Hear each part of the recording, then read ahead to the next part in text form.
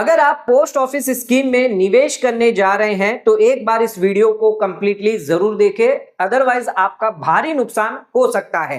Post office की कौन सी ऐसी स्कीम है जो आपको 9.75% तक का ब्याज दे रही है? 1 अप्रैल 2026 से अगर आप निवेश करते हैं सरकार द्वारा, ये स्कीम में आपका पैसा पूरा सेफ रहता है, जो भी ब्याज है वो भी आपको पूरा दिया जाता है। ध्यान रखिएगा, यहां पर कोई भी 5 लाख का इंश्योरेंस नहीं दिया जाता। जितना भी पैसा आप इन्वेस्टमेंट करते हैं वो आपका पूरा का पूरा सेफ होता है। मैच्योरिटी पर पूरा का पूरा पैसा वापस आपको दिया जाता है। ध्यान रखिएगा, पोस्ट ऑफिस द्वारा स्कीम जारी करी गई है। इन स्कीमों के अंदर एक ऐसी स्कीम है जिसमें आपको 9.75% तक का ब्याज दिया जाएगा। तो आज का वीडियो बहुत ही इंपॉर्टेंट है। अगर आप एक सीनियर सिटीजन है, वरिष्ठ नागरिक है या एक आम नागरिक है, तो भी आप इस स्कीम के तहत अच्छा खासा ब्याज कमा पाएंगे। कितना ब्याज आपको मिलेगा, कितना ब्याज आप कमा पाएंगे, आज के वीडियो के अंदर आपको ये देखना बहुत ही इंपॉर्टेंट है। दोस्तों, वीडियो को आगे बढ़ाने से पहले एक जरूरी जानकारी, अगर चैनल पे नए हैं तो सब्सक्राइब करें। वीडियो पसंद आ रहा है तो वीडियो को शेयर जरूर करें और ध्यान रखिएगा लाइक करना ना भूलें। हम बार बार रिक्वेस्ट कर रहे हैं सभी से कि वीडियो को लाइक जरूर करें। अगर वीडियो पसंद आ रहा है तो वीडियो को बिना लाइक करे ना जाएं, लाइक जरूर करें। कमेंट, अगर आपको कोई सवाल है तो उसका आप कमेंट कर सकते हैं। वीडियो अच्छा लगा है तो उसके बारे में भी हमें कमेंट करके आप बता सकते हैं। आइए स्टार्ट करते हैं अपने आज के वीडियो को। वीडियो बहुत ही इंपॉर्टेंट है, वीडियो को एंड तक जरूर देखें। चैनल पर नए तो सब्सक्राइब करें और बेल आइकन पर नोटिफिकेशन पे क्लिक करें ताकि आपको आने वाले सभी नोटिफिकेशन रिगार्डिंग हमारे वीडियोस रेगुलरली मिलते रहें। आइए स्टार्ट करते हैं अपने पोस्ट ऑफिस की कौन सी स्कीम के बारे में आज हम आपको जानकारी देने वाले हैं, डिटेल जानकारी देने वाले हैं। आज के वीडियो में हम आपको पोस्ट ऑफिस की MIS स्कीम के बारे में बताएंगे, monthly income scheme, senior citizen saving scheme, public provident fund scheme, fixed deposit scheme और नेशनल सेविंग सर्टिफिकेट स्कीम। अच्छा, ध्यान रखिएगा, ये पांचों स्कीम एक ही वीडियो में आपको मिल जाएंगे और इनमें से कौन सी बेस्ट स्कीम है इसके बारे में भी जानकारी देंगे। 9.75% कौन सी स्कीम आपको देगी ये भी आपको बताएंगे। तो एक ही कंप्लीट वीडियो के अंदर आपको सारी जानकारी मिल जाएगी, वो भी कुछ ही मिनटों में। आइए सबसे पहले बात करते हैं यहाँ पर क्या बेसिक डिटेल है। अच्छा, हमने यहाँ पर स्कीम को जो है वो यहाँ पर कंपैरिजन के हिसाब से रखा हुआ है ताकि आपके लिए आसानी हो समझने में कि कौन सी स्कीम में क्या क्या एलिजिबिलिटी क्राइटेरिया, मिनिमम मैक्सिमम कितना डिपॉजिट कर सकते हैं, कितनी ब्याज दरें मिल रही है, क्या क्या कंडीशन है, तो वो आप कंपेयर कर सकते हैं। उसके हिसाब से अपने अकॉर्डिंग आप स्कीम को चुन सकते हैं। सबसे पहले बात करते हैं इंटरेस्ट रेट क्या होगा, इंटरेस्ट पेमेंट, टेन्यूर क्या है, मिनिमम कितना डिपॉजिट कर सकते हैं, मैक्सिमम कितना डिपॉजिट कर सकते हैं। इसके लिए MIS स्कीम की अगर बात करें तो 7.4% का ब्याज 1 अप्रैल से आपको दिया जाएगा। सीनियर सिटीजन सेविंग स्कीम में 8.2%। ध्यान रखिएगा, ये दोनों ही 5 साल की यहां पर स्कीम है। MIS को आप एक्सटेंड नहीं कर पाएंगे, लेकिन सीनियर सिटीजन सेविंग स्कीम की बात करें तो ये आपके लिए एक्सटेंडेबल होती है, यानी अकाउंट को आप फर्दर 5 साल के बाद एक्सटेंड कर सकते हैं 3 साल के लिए। PPF की बात करें तो 7.1% का ब्याज मिल जाता है और ये 15 साल की स्कीम होती है और इसको अगर आपको एक्सटेंड करना है तो 5 साल के लिए आप एक्सटेंड कर सकते हैं। पोस्ट ऑफिस FD की अगर बात करें, इसमें 1 साल की अगर FD करते हैं तो 6.9% का ब्याज मिलेगा, 2 साल के FD पर 7% का ब्याज मिलेगा, 3 साल के FD करने पर 7.1% और अगर आप 5 साल के FD करते हैं तो 7.5% का ब्याज इसमें आपको दिया जाता है। ध्यान रखिएगा, NSE के अंदर आपको 7.7% का ब्याज मिलता है जो आपकी 5 साल की मैच्योरिटी पर आती है। अच्छा, इसमें जो ब्याज आपको मिलता है MIS में मंथली ब्याज मिलेगा। सीनियर सिटीजन सेविंग स्कीम की बात करें तो यहां पर आपको क्वार्टरली ब्याज मिलता है, जैसे कि जुलाई हो गया, फिर आपका अक्टूबर हो गया, फिर जनवरी हो गया, फिर 1 अप्रैल हो गया, तो इस हिसाब से आपको क्वार्टरली बेसिस पर ब्याज दिया जाता है। PPF की बात करें तो ईयरली ब्याज यहां पर क्रेडिट होता है, लेकिन मैच्योरिटी पर आने पर आपको ब्याज साथ में आपका प्रिंसिपल दिया जाता है। FD की अगर बात करें तो यहां पर ईयरली जो है वो पैसा आपका इंटरेस्ट जो है वो आप ऑटो क्रेडिट करवा सकते हैं। क्वार्टरली कंपाउंडेड होता है और ईयरली पैसा आपका इंटरेस्ट दिया जाता है। और NSE की बात करें तो ये तो आपको मैच्योरिटी पर दिया जाएगा। अच्छा, मिनिमम और मैक्सिमम कितना डिपॉजिट कर सकते हैं? MIS में मिनिमम आप 1000 रुपया निवेश कर सकते हैं और मैक्सिमम डिपॉजिट आप 9 लाख रुपया कर सकते हैं। अगर सिंगल अकाउंट है, ज्वाइंट अकाउंट है तो 15 लाख कर सकते हैं। मान लीजिए A और B है तो यहाँ पर 7.5 लाख आप दोनों में करेंगे, टोटल ज्वाइंट अकाउंट में 15 लाख हो गया। अच्छा, A में आप 1.5 लाख और कर सकते हैं क्योंकि टोटल आप 9 लाख का कर सकते हैं इंडिविजुअल अकाउंट में। B में भी आप 1.5 लाख कर सकते हैं, टोटल आपका 9 लाख हो गया। तो इस हिसाब से आप इंडिविजुअल में 9 लाख और अगर ज्वाइंट की बात करें तो 15 लाख रुपए आप ज्वाइंट में निवेश कर सकते हैं। सीनियर सिटीजन सेविंग स्कीम की बात करें तो मिनिमम 1000 रुपया और मैक्सिमम आप 30 लाख रुपया इसमें निवेश कर पाएंगे। पीपीएफ में मिनिमम आप 500 और हर साल आप 1.5 लाख रुपया इसमें निवेश कर सकते हैं। अच्छा, पोस्ट ऑफिस की एफडी स्कीम की बात करें तो कोई लिमिट नहीं है, एनएससी में भी कोई लिमिट नहीं है, मिनिमम आपको 1000 रुपया अकाउंट में डालना जरूरी हो जाता है। अब आ जाते हैं, बात करते हैं एलिजिबिलिटी क्राइटेरिया के बारे में। एमआईएस, एफडी और एनएससी की बात करें तो रेसिडेंट इंडियन होने चाहिए, तीनों में आप देखिए रेसिडेंट होने चाहिए, सिंगल एडल्ट जो है वो अलाउ किए गए हैं। ध्यान रखिएगा, यहां पर ज्वाइंट भी अकाउंट आप खुलवा सकते हैं अप टू 3 एडल्ट, तीनों में कंडीशन सेम है। अच्छा, कोई गार्जियन है तो उसके इसमें माइनर का अकाउंट खुलवा सकता है, अनसाउंड माइंड का अकाउंट खुलवा सकता है। यहां पर भी आपको यही कंडीशन देखने को मिल जाएगी, यानी मंथली इनकम स्कीम एफडी और एनएससी के अंदर तीनों के अंदर एलिजिबिलिटी क्राइटेरिया सेम रहेगी। अच्छा, कोई माइनर 10 साल से ज्यादा तो खुद के नाम से भी अकाउंट खुलवा सकता है। अच्छा, सीनियर सिटीजन में ध्यान रखिएगा, सिर्फ सीनियर सिटीजन अलाउड है, 60 साल से ज्यादा है। अगर आप सिविलियन रिटायर्ड एम्प्लॉय हैं तो उस केस में 55 से लेकर 60 साल की एज है तो आप यहां पर इन्वेस्टमेंट कर सकते हैं। डिफेंस एम्प्लॉय है तो 50 साल से ज्यादा अगर आपकी एज है तो भी आप अलाउड किए गए हैं। अगर कोई गवर्नमेंट एम्प्लॉय जिसकी डेथ हो जाती है ड्यूटी के दौरान, उसकी एज जो है वो 50 साल से क्रॉस कर गई है और वो सेंट्रल गवर्नमेंट या स्टेट गवर्नमेंट का एम्प्लॉय है तो उस केस में उसकी जो स्पाउस है वो भी यहां पर सीनियर सिटीजन सेविंग स्कीम में निवेश कर सकती है। तो सीनियर सिटीजन सेविंग स्कीम में सिर्फ सीनियर सिटीजन निवेश करेंगे, नॉन सीनियर सिटीजन अलाउ नहीं है, कुछ केस के अंदर ही सिर्फ यहां पर अलाउ किए जाएंगे। पीपीएफ की बात करें तो यहां पर रेसिडेंट इंडिविजुअल और गार्जियन जो है माइनर के केस में यहां पर अकाउंट खुलवा सकते हैं। ध्यान रखिएगा, यहां पर आप एक ही अकाउंट खुलवा पाएंगे, जो गार्जियन है या पेरेंट्स है वो अपना एक अकाउंट खुलवा पाएंगे और अगर वो माइनर का खुलवाना चाहते हैं तो वो माइनर का भी एक अकाउंट खुलवा सकते हैं, एक से ज्यादा आप अकाउंट यहां पर नहीं खुलवा सकते। अब इसमें एक चीज और ध्यान रखिएगा, पीपीएफ में आप ज्वाइंट अकाउंट नहीं खुलवा सकते, आप अपने साथ अपने स्पाउस को या अपने चिल्ड्रन को मिलाकर ज्वाइंट अकाउंट कभी आप नहीं खुलवा पाएंगे। बाकी सब में आप जो है वो ज्वाइंट अकाउंट खुलवा सकते हैं, MIS, senior citizen, FD, NSC में ज्वाइंट अकाउंट खुलवा सकते हैं, पीपीएफ में ये अलाउ नहीं है।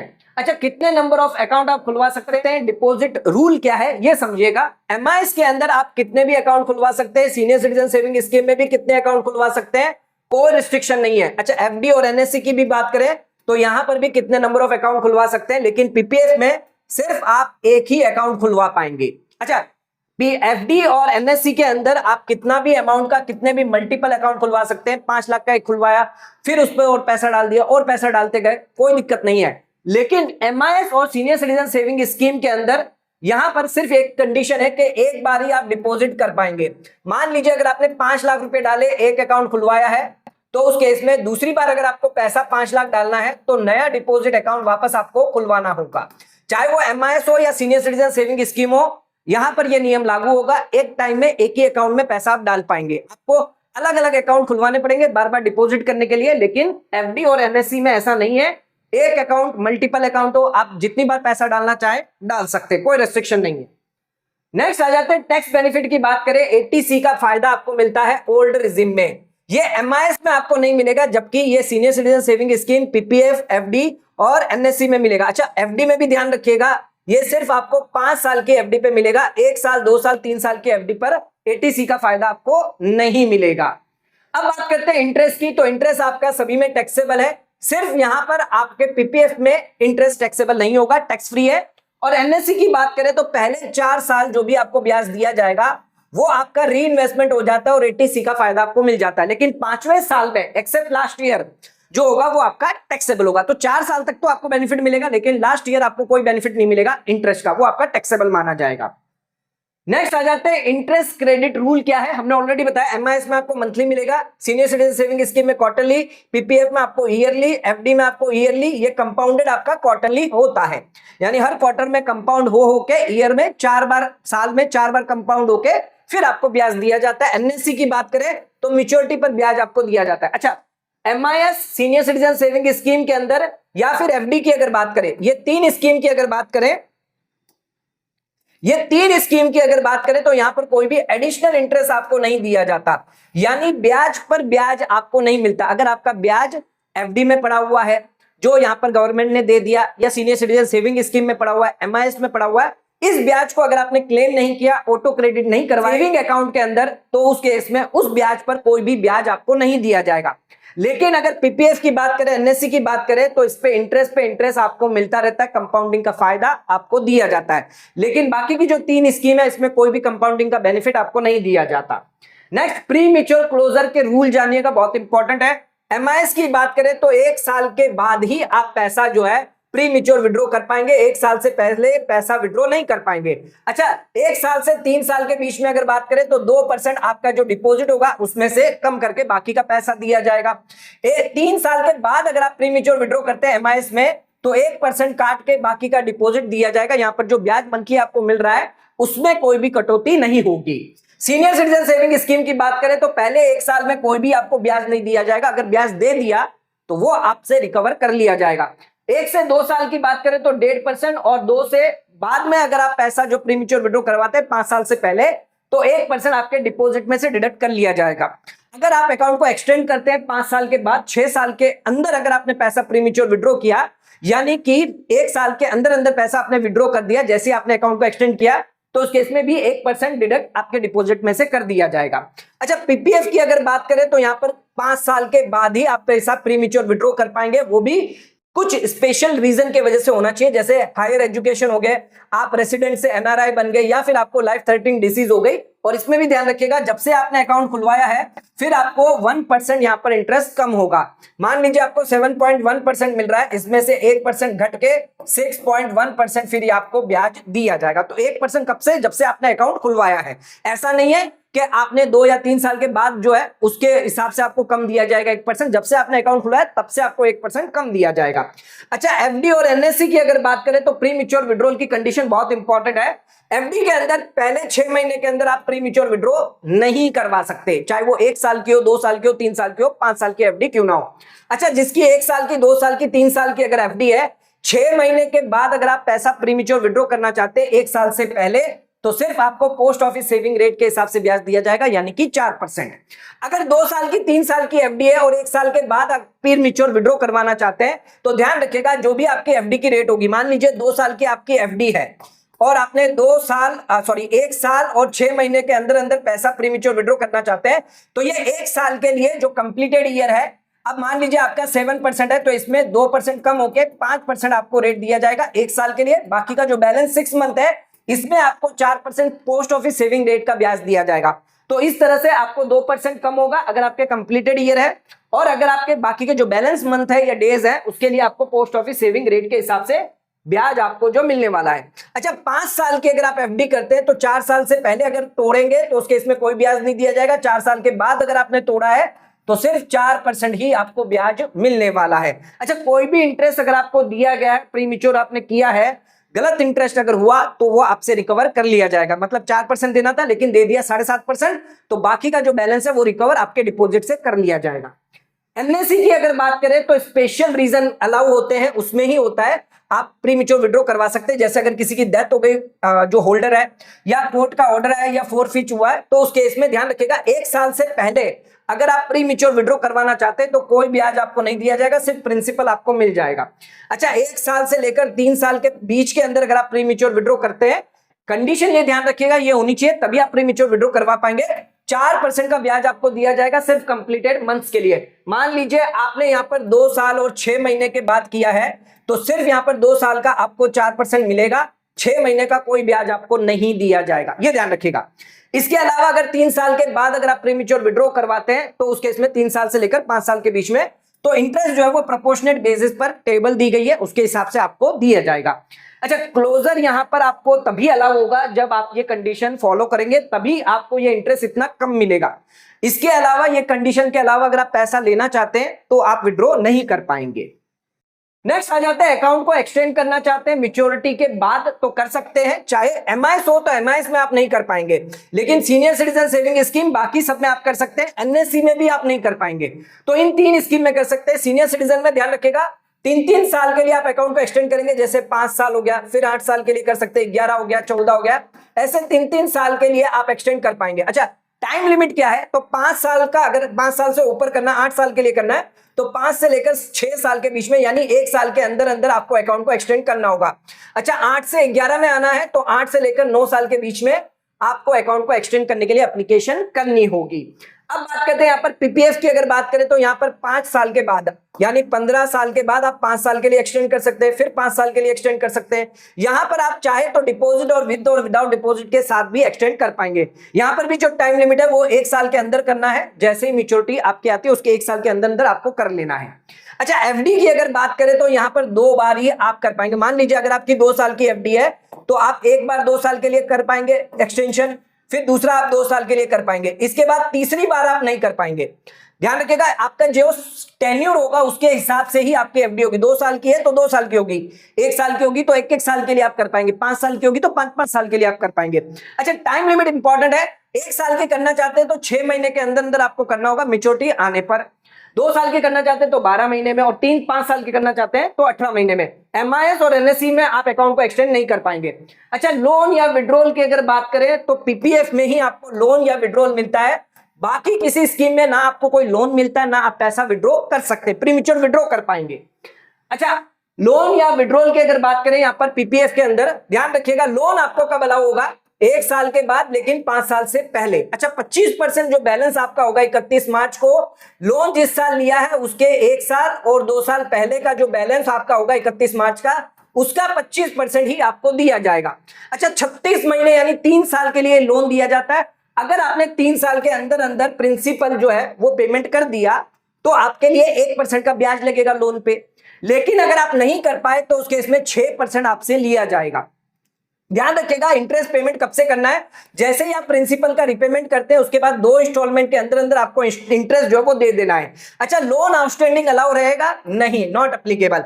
अच्छा, नंबर कितने अलाउ होंगे, 1 साल में 1 बार ही आप लोन ले पाएंगे। अच्छा, फ्रेश लोन ले सकते हैं, अगर आपका पुराना लोन और ब्याज नहीं चुका है तो कोई नया लोन नहीं ले पाएंगे। अगर अकाउंट डिसकंटिन्यू है तो भी आप लोन नहीं ले पाएंगे। विड्रॉल की अगर बात करें तो 5 साल के बाद, और जब से आपने अकाउंट ओपन करवाया, मान लीजिए 1 साल जब आपने अकाउंट ओपन करवाया, 5 साल और टोटल 6 साल के बाद आप जो है पैसा प्रीमेच्योर विड्रॉ कर सकते हैं 50% बैलेंस। अच्छा, 4 साल और प्रीसीडिंग देखना है, यानी जिस साल आप पैसा विड्रॉ करना चाहते हैं इसका 1 साल बैक जाना है, 2 साल बैक पीछे, 3 साल बैक और चौथा 4 साल बैक। 4 साल बैक का जो बैलेंस होगा उसके हिसाब से 50% दिया जाएगा, या फिर पिछले 1 साल का जो बैलेंस होगा उसके हिसाब से जो भी लोअर बैलेंस होगा उसके हिसाब से आपको जो है 50% जो है बैलेंस आप विड्रॉ कर पाएंगे। अच्छा, ध्यान रखिएगा, अगर आपका कोई लोन पेंडिंग है तो विड्रॉल नहीं कर पाएंगे, और साल में 1 बार ही आप विड्रॉ कर सकते हैं, और फ्रेश लोन लेना चाहते हैं, फ्रेश विड्रॉल करना चाहते हैं, नहीं कर पाएंगे। ना ही अगर आपका अकाउंट डिसकंटिन्यू रहा तो भी आप विड्रॉ नहीं कर पाएंगे। अब आ जाते हैं, अगर किसी अकाउंट होल्डर की डेथ हो जाती है तो ध्यान रखिएगा एमआईएस में साफ है, अकाउंट को बंद करो, डिपॉजिट पैसा अपना ले लो, ब्याज जो है जब तक डेथ हुई है जिस दिन तक उस दिन तक दिया जाएगा, उसके बाद कोई भी ब्याज आपको नहीं दिया जाएगा। अच्छा, सीनियर सिटीजन सेविंग स्कीम की बात करें तो डेथ तक, जब तक डेथ हुई है, मान लीजिए 3 साल के बाद डेथ हो गई तो 3 साल तक आपको सीनियर सिटीजन सेविंग का ब्याज दिया जाएगा। अब 3 साल के बाद मान लीजिए 6 महीने भी आपने अकाउंट चलवाया, जब तक आपका अकाउंट क्लोज नहीं हो रहा है, जब तक लीगल हायर नॉमिनी अकाउंट को बंद नहीं कर रहे, तब तक आपको पोस्ट ऑफिस सेविंग रेट का 4% ब्याज दिया जाएगा। अच्छा, अगर कोई जॉइंट अकाउंट है, स्पाउस का सोल नॉमिनी अकाउंट है, तो वो अकाउंट को कंटिन्यू कर सकती है, लेकिन उनकी एज 60 साल होनी चाहिए, उनका कोई भी सीनियर सिटीजन अकाउंट नहीं होना चाहिए। उस केस में उन्हें यहाँ पर सीनियर सिटीजन जो रेट है वो मिलेगी जब तक की मैच्योरिटी दी गई है, तो यहाँ पर ये बेनिफिट जो है वो स्पाउस को दिया जाएगा। अच्छा, पीपीएफ की बात करें तो यहाँ पर भी अकाउंट को बंद करो, पैसा नॉमिनी को दो, इंटरेस्ट जो है वो पिछले महीने तक, जब तक डेथ हुई है उसके 1 महीने से पहले तक दिया जाएगा, और कोई भी इंटरेस्ट उसके बाद नहीं दिया जाएगा, 4% का भी ब्याज नहीं मिलेगा। अच्छा, एफडी की बात करें तो यहाँ पर नॉमिनी जो है वो चाहे अकाउंट को कंटिन्यू करे या क्लोज भी करवा सकता है, उसकी मर्जी है, वो मैच्योरिटी पर चाहे तो मैच्योरिटी तक रख सकता है, जो सेम इंटरेस्ट रेट मिल रहा है एफडी पर वही मिलेगा। अच्छा, एनएससी की बात करें तो यहाँ पर पैसा जो है सीधा नॉमिनी और लीगल हायर को ट्रांसफर कर दिया जाएगा। अब आ जाते हैं अपने एग्जाम्पल पे, कौन सी स्कीम आपके लिए बेस्ट है। यहाँ पर हमने पीपीएफ नहीं लिया है क्योंकि पीपीएफ में आप 1.5 लाख रुपया जमा करते हो तो उसको कंपैरिजन नहीं कर पाएंगे। यहाँ पर हमने लिया है MIS, national saving certificate, senior citizen saving scheme और एफडी। अच्छा, सभी का इंटरेस्ट रेट हमने लिख लिया है 7.4, 7.7, 8.2, 7.5%। मंथली ये मिलता है आपको, मैच्योरिटी पे मिलेगा, ये क्वार्टरली पे, ये ईयरली मिलेगा। सभी में हमने 10-10 लाख रुपए इन्वेस्टमेंट करे हैं, और 5 साल के बाद, अच्छा ये जो हम कैलकुलेशन कर रहे हैं ये मान के चल रहे हैं आप सिर्फ इन्वेस्टमेंट कर रहे हैं, रेगुलर इनकम नहीं चाहते हैं। 5 साल के लिए अगर आप इन्वेस्टमेंट करते हैं तो कितना ब्याज आपको मिलता है, आइए समझते हैं। यहां पर ध्यान रखिएगा, 5 साल में आपको इंटरेस्ट कितना मिल रहा है, 3,70,000 रुपया। यहाँ पर मिलेगा आपको 4,49,000। अच्छा, ये मंथली मिलेगा आपको इंटरेस्ट, ये आपको मैच्योरिटी पर मिलेगा, ये 4,10,000 आपको क्वार्टरली मिलता रहेगा, और ये फिक्स डिपॉजिट पर आपको हर साल जो है टोटल 5 साल मिलाकर 3,85,600 मिलेगा। तो ये तो मैच्योरिटी या मंथली जैसे भी आपको मिल रहा है अभी मिल रहा है, ठीक है। इसमें इंटरेस्ट रेट आपकी इफेक्टिव क्या हुई, तो मंथली इनकम स्कीम है, क्योंकि मंथली पैसा मिल रहा है तो यहाँ पर आपका सेम रहेगा, यहाँ पर कोई फायदा आपको नहीं मिलेगा। अच्छा, एफडी में क्या होगा, आपको ईयर क्वार्टरली कंपाउंडेड होता है, तो यहां पर भले ही आपको 7.5% है लेकिन इफेक्टिव आपका 7.71 रहेगा। सीनियर सिटीजन सेविंग स्कीम में क्वार्टरली ब्याज मिल रहा है तो इस पर भी कोई कंपाउंडिंग का इफेक्ट नहीं होगा, तो ये आपको 8.2% मिलेगा। अच्छा, एनएससी के अंदर आपको कंपाउंडिंग का इफेक्ट मिलेगा क्योंकि ये आपको मैच्योरिटी पर ब्याज मिलता है, यहां पर आपको सबसे ज्यादा ब्याज मिलेगा 9% तक का, ये ध्यान रखिएगा। तो सबसे बढ़िया स्कीम कौन सी है हमारी, ना सीनियर सिटीजन सेविंग स्कीम है, ना मंथली इनकम स्कीम है, ना एफडी स्कीम है। यहां पर आपके नेशनल सेविंग सर्टिफिकेट में सबसे ज्यादा ब्याज मिल रहा है 9%, क्योंकि यहां पर कंपाउंडिंग का इफेक्ट हो रहा है। फिर आपको सीनियर सिटीजन मिलेगा 8.2%, फिर एफडी में मिलेगा, यहां पर भी आपको ज्यादा मिल रहा है, क्यों, क्योंकि कंपाउंडिंग का इफेक्ट हो रहा है, जो जिसकी वजह से पहली स्कीम है एनएससी, दूसरी आपकी सीनियर सिटीजन वालों के लिए। अगर नॉन सीनियर सिटीजन है तो उस केस में एफडी आपके लिए दूसरी बढ़िया स्कीम है, फिर बाद में आती है एनएससी। अच्छा, एक छोटा सा चेंज करते हैं, अब आप यहां पर एमआईएस के साथ अगर आरडी में निवेश करते हैं, या सीनियर सिटीजन सेविंग स्कीम के साथ आरडी में निवेश करते हैं, या एफडी के साथ अगर आप आरडी में निवेश करते हैं, यानी जो भी ब्याज आपको मिल रहा है ये आप आरडी में जो मंथली निवेश कर देते हैं। अच्छा, एनएससी में आप नहीं कर पाएंगे क्योंकि मैच्योरिटी पर पैसा मिलेगा तो आपके पास कोई पैसा नहीं है, मंथली स्कीम में मंथली पैसा आपको इतना मिलता रहेगा। अच्छा, सीनियर सिटीजन में आपको क्वार्टरली मिलेगा तो पहली 2 इंस्टॉलमेंट जो है वो आपको देनी होगी जेब से। अच्छा, एफडी में पहले 1 साल की इंस्टॉलमेंट आपको जेब से देनी होगी, फिर आपको ये बाकी या फिर आपका जो लिक्विडिटी है वो आती रहेगी, उसके हिसाब से आप मंथली अगर इतना निवेश करते हैं 5 साल में आपको आरडी से 70,000 रुपया एमआईएस में मिलेगा, 77,850 सीनियर सिटीजन सेविंग स्कीम में और 73,000 एफडी में मिलेगा। टोटल कुल ब्याज आपका यहां पर हो जाता है एमआईएस और आरडी को मिलाकर 4,40,000 रुपया। अच्छा, एनएससी में तो आपका सेम रहेगा, सीनियर सिटीजन सेविंग स्कीम में मिलाकर आरडी करते हैं तो 4,87,000 और 4,58,000 एफडी और आरडी मिलाकर हो जाता है। अच्छा, सबसे ज्यादा ब्याज इसमें कौन सा मिल रहा है आपको, ये आप देख सकते हैं 9.75%। सीनियर सिटीजन सेविंग स्कीम आपको सबसे ज्यादा ब्याज देती है।